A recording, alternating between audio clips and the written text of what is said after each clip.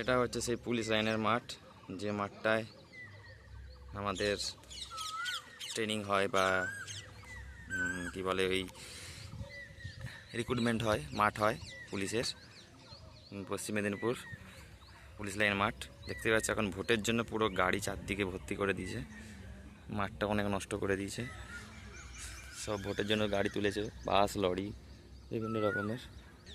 যে জায়গাটা এরকম আমাদের বসিয়ে রাখা হতো, সেই জায়গাটা এখন পুরো লরিতে ভর্তি করে রেখে দিয়েছে। মাঠটা পুরো নষ্ট করে দিয়েছে একদম। আর কি বলবো, এই মাঠটা পুরোটাই ভর্তি করে দিয়েছে এরকম লরি। ওই দিকটা বাস আছে।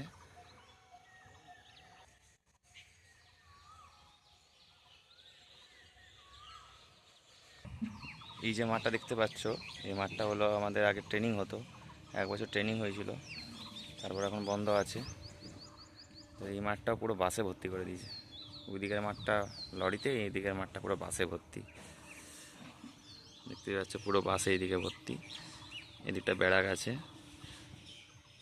আর এটা হলো সে আমাদের পুলিশ লাইনের ভিতরের পুকুরটা। যারা দেখেছে তারা জানতে পারবে, বুঝতে পারবে, চিনতে পারবে জিনিসটা। আর এখন পুরো জলেই পুরো লাল হয়ে গেছে, কোনো জল নেই, বৃষ্টি হয়নি বলে। তো আপাতত এখনও রিক্রুটমেন্ট তো পুরো বন্ধ। ভোট রেজাল্ট বেরানোর পরে যা হবে তখন দেখা যাবে, তখন কোনো আপডেট থাকলে জানাবো।